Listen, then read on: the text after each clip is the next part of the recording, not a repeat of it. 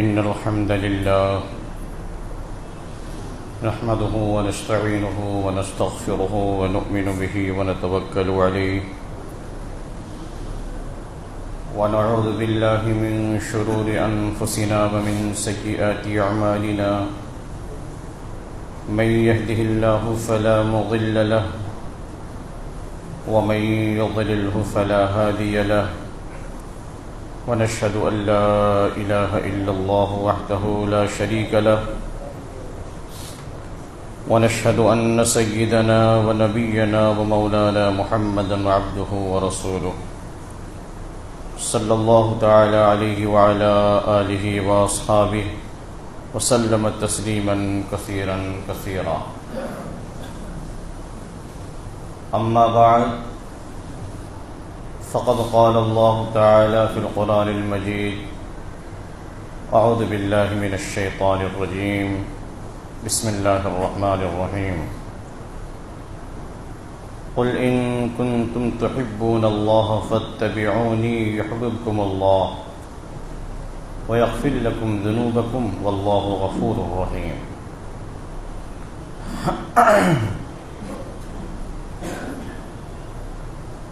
چونکہ 15 شعبان کی رات ہمارے سامنے ہے،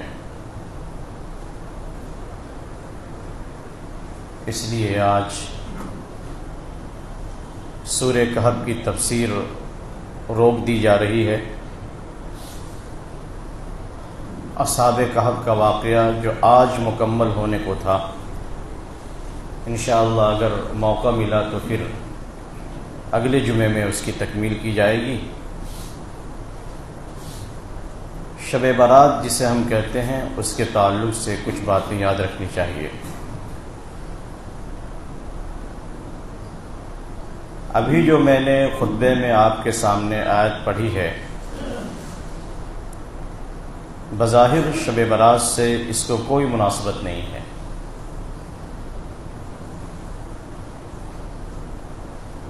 لیکن اس رات کے ساتھ جو ہمارا سلوک ہے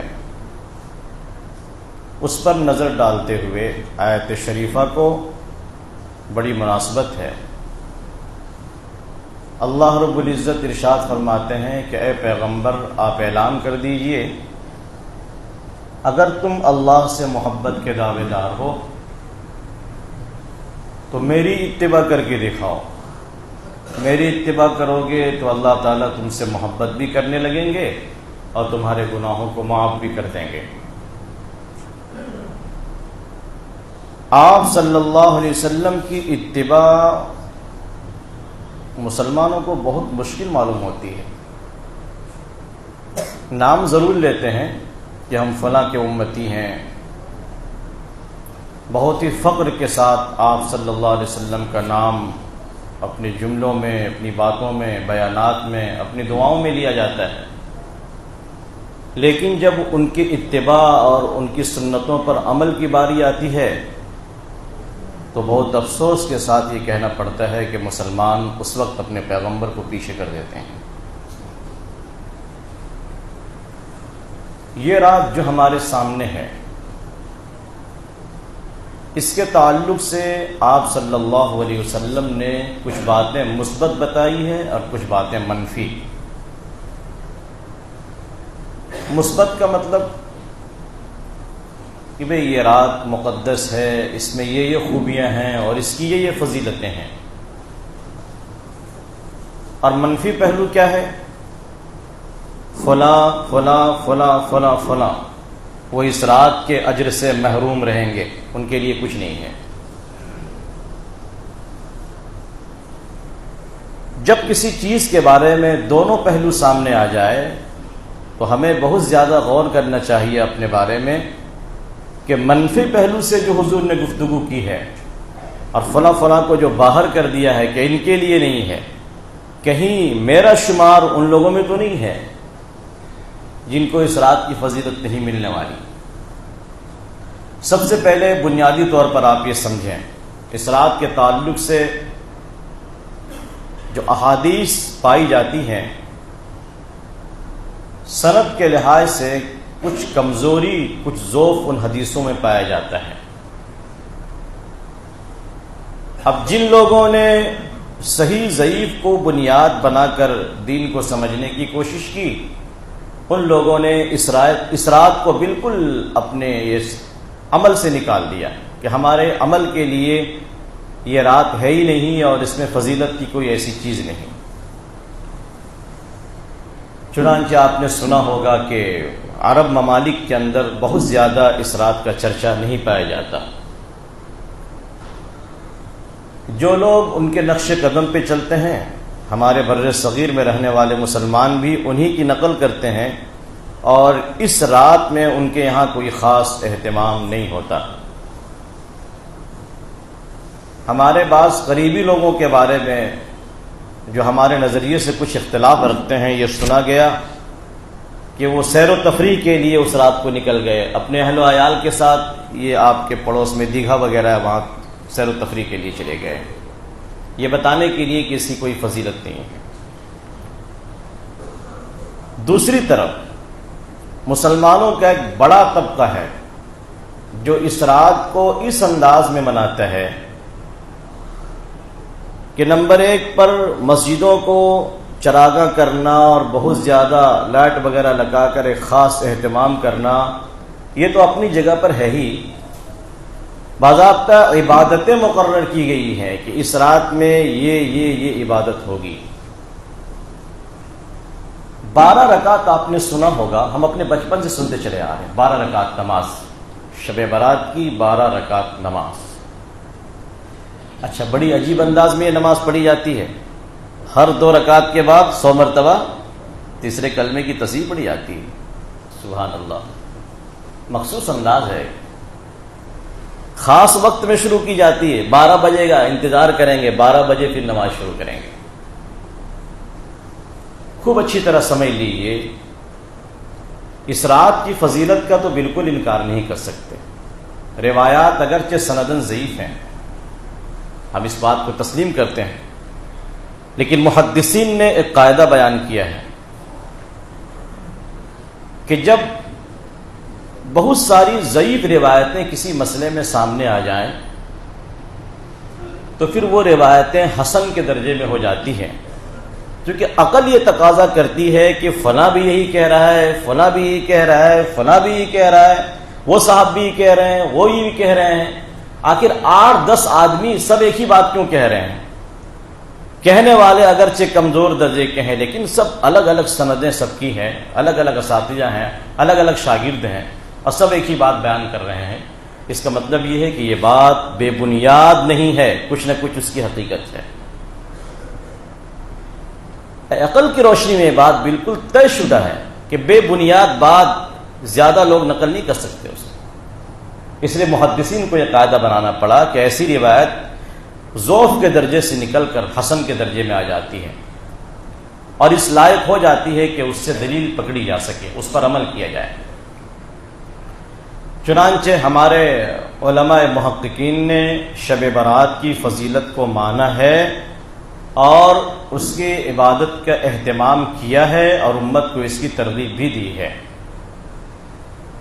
لیکن عبادت کس انداز میں کی جائے اس کو سمجھیے اچھی طرح۔ سب سے کم سے کم درجہ فرض کر لیجئے کہ ایک شخص کو نیند کی بیماری ہے، بس عشاء کے بعد سونا اس کا طے ہے، اپنے نیند پر قابو نہیں ہے، لیکن یہ بندہ مغرب کی نماز، عشاء کی نماز اور فجر کی نماز جماعت سے پڑھتا ہے۔ خاص طور پر عشاء اور فجر کی نماز اگر وہ جماعت سے پڑھ لیتا ہے تو یوں بھی حدیث پاک میں آتا ہے کہ جس نے یہ دونوں نمازیں جماعت سے پڑھ لی گویا کہ اس نے پوری رات تہجد ادا کی، یہ اللہ کی طرف سے انعام ملتا ہے اس نمازی کو، اس کو معمولی مت سمجھیے۔ اب اس رات میں اگر کسی نے اتنا ہی کر لیا تو علماء لکھتے ہیں کہ اس نے شب برات کی فضیلت پا لی، اس کے حصے میں شب برات کی فضیلت آ گئی جماعت کا اہتمام کرنے کی وجہ سے۔ اور اگر مزید کسی نے تہجد کی پابندی کر لی آج تلاوت کر لیا، تسبیحات پڑھ لی، لیکن عبادت کا کوئی مخصوص انداز نہ ہو، اس رات کے نام سے کوئی نماز نہیں پڑھی جائے گی. صاحب اچھی طرح سن لیجیے، اس رات کے نام سے کوئی نماز نہیں. جو تہجد کی نماز روزانہ پڑھی جاتی ہے وہی نماز پڑھی جائے گی. یہ 12 رکعت جس کی طرف میں نے بھی اشارہ کیا، یہ نماز آئی کب سے ہے؟ تو مورخین نے اس سلسلے میں ایک واقعہ لکھا ہے. سن 444 ہجری، ابھی ہم لوگ چل رہے ہیں 1443 میں، بالکل 1000 سال پیچھے جائیے. 444 ہجری کے اندر ایک شخص مسجد اقصی میں آیا، بیت المقدس کی مسجد اقصی، اور آ کر اس نے اس رات کی کوئی فضیلت ظاہر کر کے جتا کر اس نے 2 رکعت کی نیت باندھی.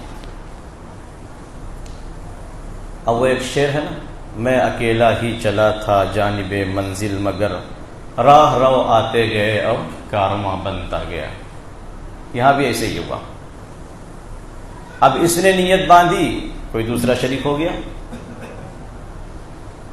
1 سال کے بعد اگلی شب برات میں کچھ لوگ اور شریک ہو گئے، پھر شب برات آئی اور کچھ لوگ بڑھ گئے. گویا کہ اس مقدس گھر کو دیکھیے، مسجد اقصی ہے اور بدعت کی بنیاد اسی مسجد سے پڑی. لوگوں نے روک ٹوک نہیں کیا کہ بھئی ایسا کیوں کر رہے ہو، ایسی تو کوئی نماز مخصوص نہیں ہے. اور باضابطہ جماعت کے ساتھ نماز، جماعت کے ساتھ، آپ نے سنا ہوگا کہ اس رات میں جماعت کے ساتھ نماز کا اہتمام کرتے ہیں بہت سی مسجدوں میں. 444 ہجری میں ایجاد کی ہوئی یہ بدعت مسلمانوں نے اتنی سختی سے اپنے اندر لے لیا کہ آج تک اس پر عمل کا سلسلہ جاری ہے. بس کچھ لوگ ہیں جو جماعت نہیں کرتے تو الگ الگ پڑھتے ہیں. ہم نے بھی ایک مدت تک یہ نماز پڑھی ہے.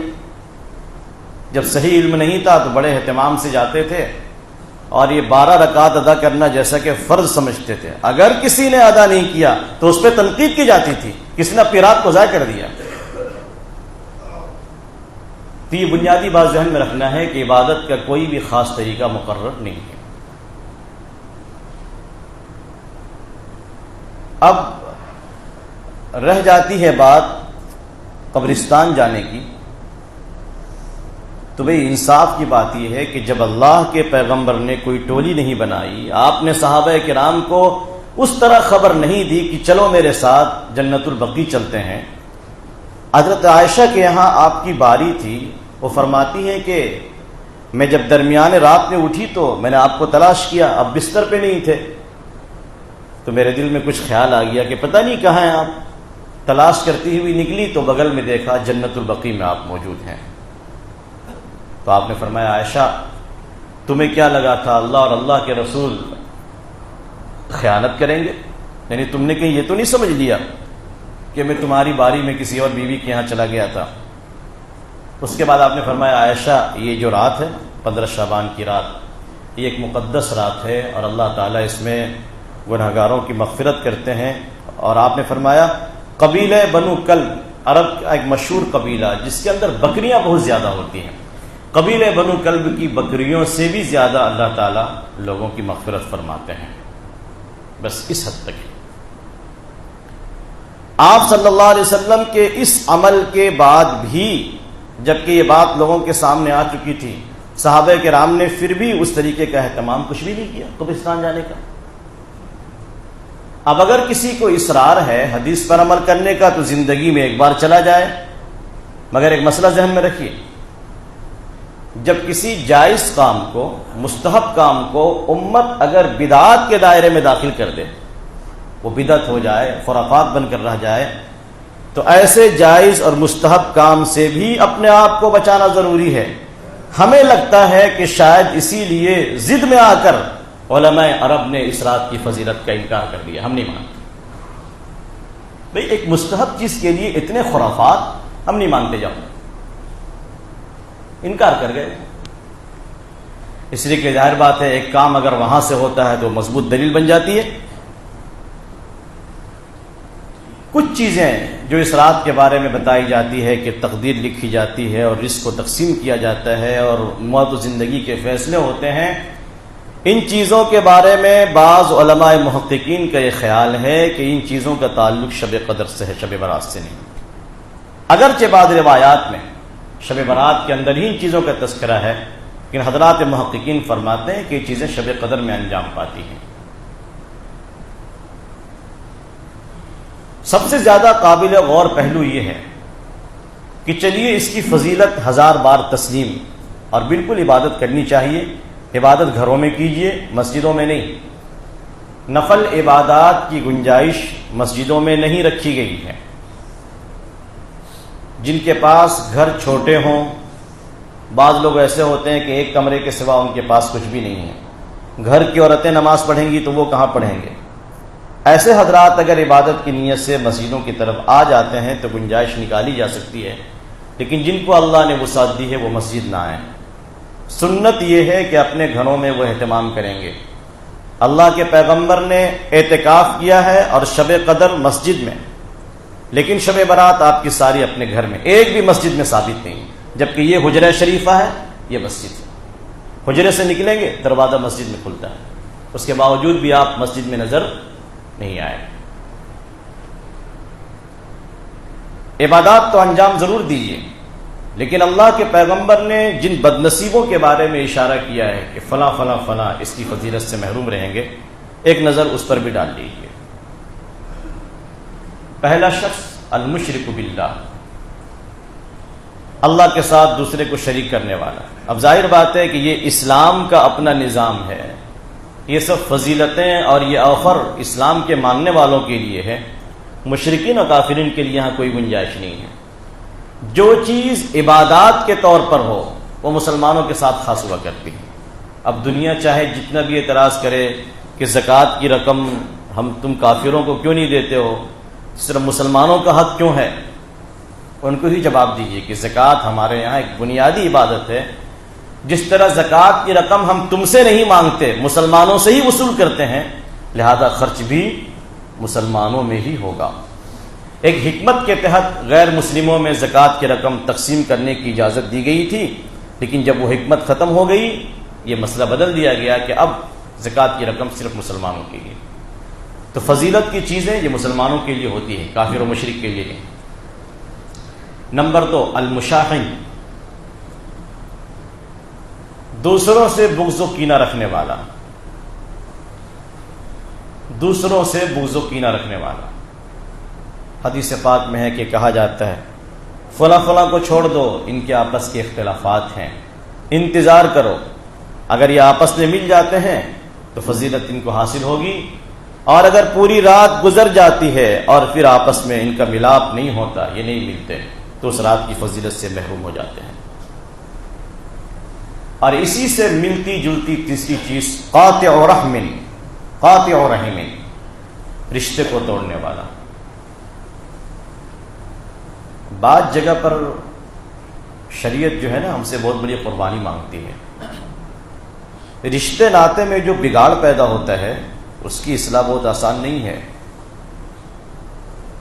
باہر کے لوگوں سے جو تعلقات خراب ہوتے ہیں وہ بہت جلدی سنور بھی جاتے ہیں، ارے بھائی وہ ایسا بول دیا تھا، ختم کرو بات کو، ہٹاؤ، کب تک کوئی دوسرا بیچ میں آ کر تعلقات کو صحیح کروا دیتا ہے۔ لیکن اپنا تجربہ یہ ہے کہ رشتہ داروں کے جو آپس کے تعلقات بگڑتے ہیں کبھی کبھی تو موت پر جا کر ہی یہ مسئلہ ختم ہوتا ہے۔ بعض لوگ وصیت کر جاتے ہیں میں جب مر جاؤں تو میرے جنازے میں وہ نہ آئے، اپنے رشتہ داروں کے بارے میں بتاتا ہوں۔ بسا اوقات باپ اپنے کسی بیٹے کے بارے میں کہا جاتا ہے میرا فلاں بیٹا میرے چہرے کو نہ دیکھے۔ یہ اتنی خطرناک چیز ہے اور یہ اتنا خراب عمل ہے، نہ شب قدر کی فضیلت، نہ شب برات کی فضیلت، اور نہ ہی نیک اعمال اوپر آتے ہیں، اوپر جاتے ہیں، سب روک دیے جاتے ہیں۔ تمام نیک اعمال کو روک دو جب تک کہ اپنی رشتہ داری کو صحیح نہ کر لے۔ بزرگان دین رحمت اللہ علیہ وہ بھی انسان ہوتے ہیں، ان کے بھی اپنے جذبات ہوتے ہیں، لیکن جب ان کی کوئی توہین کرتا ہے، خاص کر رشتہ داروں میں کوئی انہیں تکلیف پہنچاتا ہے، تو لپک کر وہ اپنی رشتہ داری کو جوڑنے کے لیے آگے بڑھتے ہیں، اپنی حیثیت کو بھی نہیں دیکھتے کہ اللہ نے مجھے کیا مقام دیا ہے. بس اللہ کی بندگی میں وہ اس قدر پختہ ہوتے ہیں. اللہ کا حکم ہے، بس ہمیں اپنی رشتہ داری کو نبھانا ہے. شیخ زکریا رحمۃ اللہ علیہ کا واقعہ شاید ہم نے کبھی آپ لوگوں کو سنایا ہو. حضرت نے غالباً آپ بیتی میں واقعہ لکھا ہے کہ میرے رشتہ دار تھے جنہوں نے ہمارے گھرانے سے بات چیت بند کر رکھا تھا. تو جب میں سہارنپور سے اپنے وطن کاندھا گیا تو میں نے ان سے ملنا چاہا. تو ہمارے گھر کے جو بڑے تھے انہوں نے کہا کہ زکریا تو اس کے پاس کیوں جاتا ہے؟ تو جائے گا، سلام کرے گا، دیکھ لینا وہ منہ پھیر لے گا. تو حضرت نے فرمایا بھائی میں تو جاؤں گا، یہ تو میرا فرض ہے. بہرحال اپنے گھر کے جو مربی تھے ان کے ساتھ اس رشتہ دار کے گھر پہنچے. جا کر سلام کیا تو ٹھیک بالکل اپنی عادت کے مطابق جناب چہرہ گھما کر بیٹھ گئے، بات ہی نہیں کیا. حضرت شیخ فرماتے ہیں کہ میں بہت دیر تک وہاں بیٹھا رہا مگر مجھ سے کوئی گفتگو انہوں نے نہیں کی. میں سلام کر کے پھر واپس آیا. راستے میں جو ہمارے مربی تھے انہوں نے مجھے بہت ڈانٹا، بے حیا بے شرم زکریا، تجھے پہلے سمجھایا تھا کہ تو اس سے وہ بات نہیں کرے گا، کیوں جا رہا ہے تو اس کے سامنے، بول پھر دوبارہ آئے گا. تو میں نے کہا کہ دوبارہ جب حاضری ہوگی میں پھر آؤں گا. میرا کام ہے جا کر سلام کرنا، ان سے ملاقات کی کوشش کرنا. اگر وہ نہیں مجھے جواب دیتے، نہیں بات کرتے نہ کریں، لیکن میں تو جاؤں گا. یہ قصہ مت سمجھیے آپ، ہم میں سے کسی پر بیتے ذرا اپنے اوپر لا کر دیکھیے. کیا ہم میں سے کوئی ایسا کرنے کو تیار ہے؟ میں بھی خود کو شامل کر رہا ہوں. ایک بار جس دروازے سے مجھے دھکا دے دیا جائے، کیا میں آسانی سے چلا جاؤں گا وہاں پہ؟ کہ اس نے مجھے دیکھ کر بات نہیں کی تھی، میرے سلام کا جواب نہیں دیا تھا. بہت بڑا عمل ہے. ہزاروں تہجد اس عمل پر قربان، زندگی کے 1000 تہجد کو ایک طرف کر دیجیے، یہ عمل اس پہ بھاری پڑ جائے گا. شیخ سعدی علیہ الرحمہ فرماتے ہیں شنیدم کے مردان راہ خدا، دل دشمنا ہم نہ کردند تنگ. ہم نے سنا ہے کہ اللہ والوں نے دشمنوں کے دل کو بھی کبھی نہیں دکھایا. ترا کے میسر شبد کی مقام کے بعد دوستانت خلافست جنگ. یہ مقام تجھے کب حاصل ہوگا؟ تمہاری تو اپنے دوستوں کے ساتھ دشمنی لگی ہوئی ہے، اپنے رشتہ داروں کے ساتھ تمہاری بات چیت بند ہے.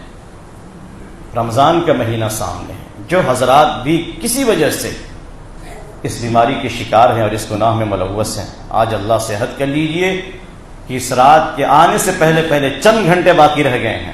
اس چیز کو ختم کیجیے، اللہ کے لیے ختم کیجیے. اللہ تعالیٰ آپ کو عزتوں سے نوازے گا. اگر شیطان آپ کو یہ دھوکہ دیتا ہے اور نفس اس بات پر آپ کو ابھارتا ہے کہ تم اگر چھوٹے ہو کر چلے گئے تمہاری عزت پہ فرق پڑے گا، لوگ چرچا کریں گے، آخر گر کر آیا نا، اب تک بات بند کیے بتا آیا نا، آخر گر کر جھم کر. کہنے والے کہیں گے، کہنے دیجیے، مگر اللہ کے پیغمبر نے عزت کی گارنٹی لی ہے. من تواضع للہ رفعہ اللہ، جس نے اللہ کے لیے اپنے آپ کو جھکایا اللہ نے اسے اونچا اٹھا دیا. کتنی مثالیں آپ کو چاہیے، کتنی مثالیں چاہیے.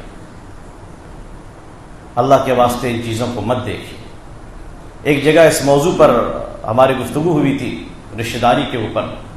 مجھے بعد میں خبر ملی کہ ایک خاتون، عمر دراز خاتون، 20 سال سے ایک رشتہ دار سے ان کی بات بند تھی. اس بیان کے بعد وہ گئی اور جا کر ان کے قدموں پہ پڑ گئی، مجھے معاف کر دو. 20 سال کے بعد میں نے کہا الحمدللہ میرا بیان وصول ہو گیا. ایک شخص بھی اگر کہنے پہ آ جائے بڑی خوشی ہوتی ہے کہ اپنی بات اثر کر گئی. اس لیے تیسرا شخص رشتے کو توڑنے والا، اس رات کی فضیلت سے محروم. چوتھا شخص مدمن الخمر، پابندی سے شراب پینے والا، مسلسل شراب پیے جا رہا ہے، توبہ کی کوئی توفیق نہیں. اور شراب کی گندگی یا نحوست دیکھیے، حدیث پاک میں آتا ہے کہ جب بندہ شراب پیتا ہے تو 40 دن تک اس کی فجر کی نماز قبول نہیں ہوتی. 40 دن تک. اب یا تو یہ کہیے کہ جو شراب کا گھونٹ اس نے لیا ہے اس کے اثرات بدن میں 40 دن تک رہتے ہیں، یا اس کے اثرات اگر پہلے بھی ختم ہو جائیں تو وہ نحوست اور وہ گناہ اور وہ گندگی اس کی وجہ سے 40 دن تک اللہ تعالیٰ اس کی نماز کو قبول نہیں کرتے. اور اللہ کے پیغمبر نے نام بھی لیا تو فجر کا لیا ہے اور دوسری نماز کا نام نہیں لیا. سمجھ رہے آپ اشارے کو؟ فجر کی پابندی کتنی مشکل ہوتی ہے. فرض کر لیجئے کہ اگر کوئی شخص فجر کا پابند ہے، اس کے باوجود اس گناہ میں ملوث ہے، تو اس کی فجر کی نماز بھی گئی 40 دن تک. اور یہاں جب مسلسل شراب پی جا رہی ہو، یہ ہمارا معاشرہ جو ہے نا، یہ نشہ بازوں کا معاشرہ ہے. کیا نیچے کے لوگ ہوں یا کیا اوپر کے لوگ ہوں، باضابطہ ایک فیشن بنا لیا ہے لوگوں نے نشہ کرنے کو. اب بہت زیادہ یہ چیز عام ہو رہی ہے. سرپرستوں کو چاہیے، گھر کے بڑوں کو چاہیے کہ نوجوانوں پر دھیان دیں، کن کے ساتھ سنگت ہے، اٹھنا بیٹھنا ہے، اس کا خاص خیال رکھیں. بالکل یہ عام، اتنی بیماری عام ہو گئی ہے. پڑھے لکھے لوگ، صاحب اقتدار، کرسی اور حکومت والے لوگ، اور اس طرح کے سرکاری محکموں سے جڑے ہوئے لوگ، نچلے درجے کے لوگ، رکشہ چلانے والے، مٹی کاٹنے والے، مزدور طبقے کے لوگ، کوئی بھی اس نشے سے بچا نہیں. اللہ نے جس کو محفوظ کر لیا محفوظ کر لیا. یہ کم بڑی محرومی ہے کہ جنت کا داخلہ اگر مل بھی گیا تو جنت کی وہ شراب جسے رحیق مختوم کہا جاتا ہے نہیں ملے گی، اس سے محرومی ہے. اور آپ نے ایک اور شخص کا نام لیا جو اس رات میں مغفرت سے محروم ہے، دیوس. دیوس کا ترجمہ اردو میں ہوتا ہے بغیرت. اس کی تفسیر یوں کی گئی کہ جس کے گھر کی عورتوں کے پاس غیر محرم آئیں اور وہ منع نہ کرے، ملنے دے. غیر محرم آ کر بات چیت کر رہا ہے، ہنسی مذاق ہو رہی ہے، بے پردگی یہ سب کچھ ہو رہا ہے، اور گھر کے جو مرد حضرات ہیں وہ منع نہیں کرتے. شوہر اپنی بیوی کے معاملے میں چوکنا نہیں ہے، بھائی اپنے بہن کے معاملے میں چوکنا نہیں ہے، باپ اپنی بیٹی کو نام نہاد تعلیم کے نام پر بے پردہ کر رہا ہے ماسٹروں کے سامنے. کچھ تعلیم کی ہوس لگی ہوئی ہے نا. اللہ نے بھی فیصلہ کر لیا ہے، یا تو پردہ یا تو تعلیم، دونوں میں سے کسی ایک کو اختیار کیجیے. بہت ہم نے پردے کا مذاق اڑایا ہے، بہت. ان بچیوں کو تانے دیے گئے، تم صحابیہ معلوم ہوتی ہو، تم ولیہ ہو جو اتنا پردہ کرتی ہو. اللہ تعالیٰ نے بہت برداشت کیا ہے. کسی کو برا بھلا مت کہیے کہ کرناٹک ہائی کورٹ نے فیصلہ کر دیا ہے مسلمانوں کے خلاف، حجاب کے خلاف. جو کرتوت ہم نے کیے ہیں ذرا اس پر دھیان دیجیے. اور آج بھی کیا کچھ مسلمان عورتیں اس فیصلے کو صحیح نہیں کہہ رہی ہیں؟ کہہ رہی ہیں نا. کہ حرج کیا ہے؟ حجاب کو ایسی لازمی چیز تو ہے نہیں. کورٹ میں یہ فیصلہ دیا جا رہا ہے حجاب اسلام کا کوئی اہم حصہ نہیں ہے. یہ کس نے بتایا؟ ہماری بہن بیٹیوں نے پردے کا مذاق اڑا کر بتایا کہ حجاب اسلام کا اہم حصہ نہیں. ورنہ ایک کافر کو کیا حق بنتا ہے کہ اسلام کی ان باتوں پر بحث کرے؟ اس کافر کو کیا معلوم؟ جج بن جانے سے کوئی شریعت کو نہیں جاتا ہے. جب مسلمان ججوں کو اپنی شریعت کا پتہ نہیں تو کافر جج کیا کریں گے شریعت کے بارے میں؟ یہ ہماری بدقسمتی ہے کہ شریعت کا فیصلہ کورٹ میں ہوتا ہے. اللہ کا بنایا ہوا قانون صحیح ہے یا نہیں، کافر و مشرک اس کے بارے میں فیصلہ کرتے ہیں کہ یہ قانون صحیح ہے کہ نہیں. اور یہ موقع ہم نے دیا ہے. یہ ہے وہ دیوس جو آج کی رات کی فضیلت سے محروم رہیں گے، ان کی مغفرت نہیں ہوگی. جائیں فوراً نوٹس لیں اور غور کریں اپنے گھر کے رہن سہن پر، اپنی زندگی پر. کیا یہ دیوسی ہمارے گھروں میں پائی جاتی ہے؟ کیا کہیں ایسا تو نہیں ہے کہ ہمارے طرف سے کوئی روک ٹوک نہیں ہے گھر کی عورتوں کے بارے میں؟ اگر ایسا ہے تو اسی وقت توبہ کیجیے تاکہ آنے والی رات کی فضیلت سے محروم نہ ہو، مغفرت میں شامل ہو جائیں. ایک اور شخص کا آپ نے نام لیا، مسبل الازار، اپنے کپڑے کو ٹخنے سے نیچے لٹکانے والا. کتنا ہلکا سمجھ رکھا ہم لوگوں نے اس کو. جب لنگی پہنتے ہیں تو اس میں لاپرواہی ہوتی ہے، جب پتلون پہنتے ہیں تو جب تک اسے ٹخنے کے نیچے لٹکا نہ لیں، جب تک وہ زمین پہ جھاڑو نہ لگا لے، اس وقت تک ہمارے فیشن مکمل نہیں ہوتے. کیا ہو گیا ہے بھائی ہم کو؟ یہ ٹخنے سے اوپر پہننا صرف ہم لوگوں کی ذمہ داری ہے؟ کیا یہ سنت صرف جماعت والے ادا کریں گے؟ ہمارا مسلمان نہیں ہے؟ ہمیں سمجھ میں نہیں آتا ہے کہ جو چیز خلاف شرع ہو اس میں کون سا اسٹائل ہے، کیا فیشن ہے اس کے اندر۔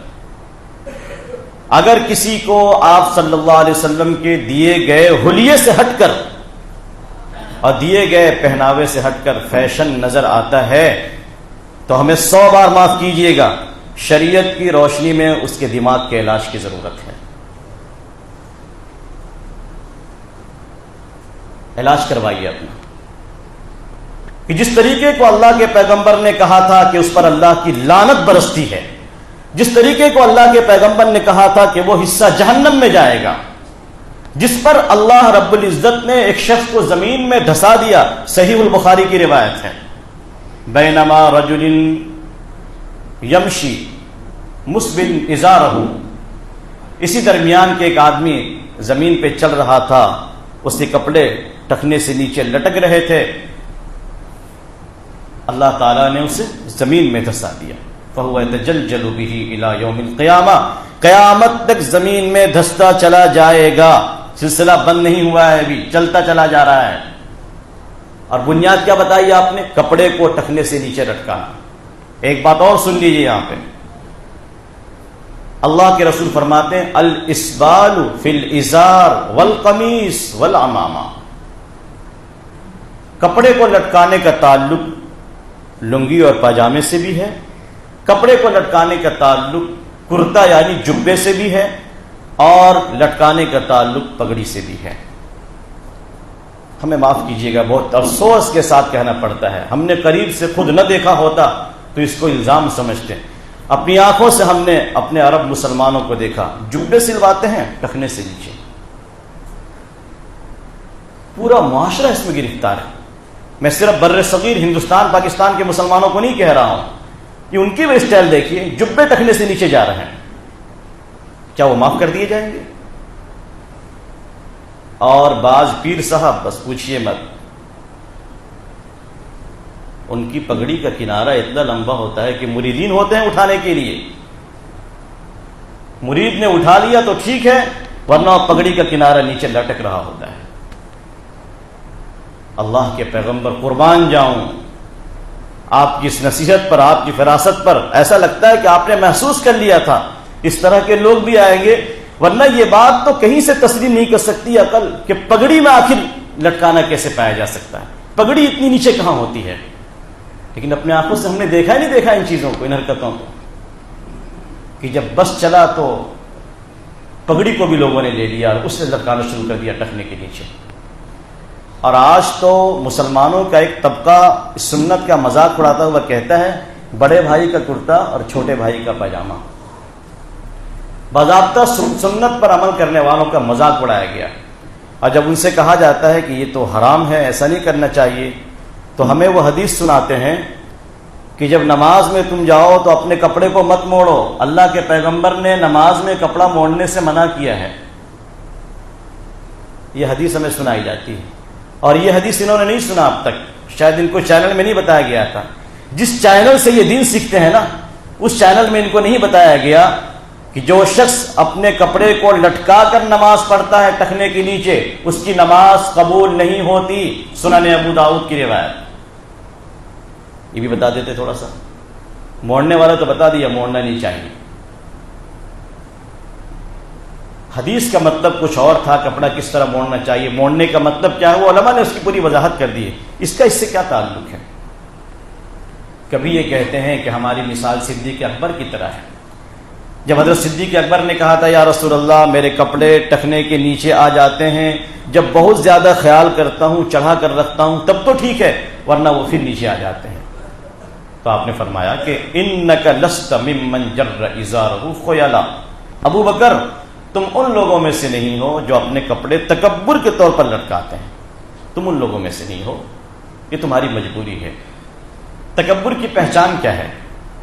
علماء نے اس کی پہچان یہ بتائی ہے کہ جب آپ ان کو بتائیں کہ کپڑے کو اوپر کر لیجئے یہ حرام ہے، اللہ کی لعنت برستی ہے، تو اس وقت وہ بولے کہ نہیں میرے دل میں کوئی غرور تو نہیں ہے نا، اس بات کو نہ ماننا اور یہ حوالہ دینا کہ میرے دل میں کوئی غرور نہیں ہے، یہی غرور کی علامت ہے، سنت سے اعراض، جو کہ پورا معاشرہ اس کی لپیٹ میں ہے۔ اچھا بات سمجھ میں نہیں آتی ہے، ہماری لڑکیوں کو بتایا گیا کہ تم کپڑے اوپر کر لو، بھئی ہم اتنے اندھے کیسے ہو سکتے ہیں، ہم اتنے بدعقل کیسے ہو سکتے ہیں؟ ہماری بچیوں کے کپڑے اوپر کروا دیے گئے، ہمارے کپڑے کو نیچے کر دیا گیا، اس کے باوجود بھی ہم سمجھدار دانشور سب کچھ ہیں۔ شریعت کے معاملے میں چوکنا نہیں رہیں گے، اس طرح ہمیں پاگل اور بیوقوف بنایا جائے گا۔ اس لیے یہ مقدس رات آ رہی ہے، آئے گی، گزر جائے گی، کس کس کی مغفرت ہوتی ہے کس کی نہیں ہوتی ہے، دو چار کا نام ہم نے بتا دیا۔ اللہ تعالیٰ سے دعا کریں کہ اللہ تعالیٰ ان بدنصیبوں میں ہمیں شامل نہ کرے، اور اس طرح کی کوئی خرابی ہمارے اندر پائی جاتی ہے تو وقت کے آنے سے پہلے اسے ہم دور کر لیں۔ اللہ رب العزت ہمارے لیے عمل کرنا آسان فرمائے، سنتوں کو ادا کرنے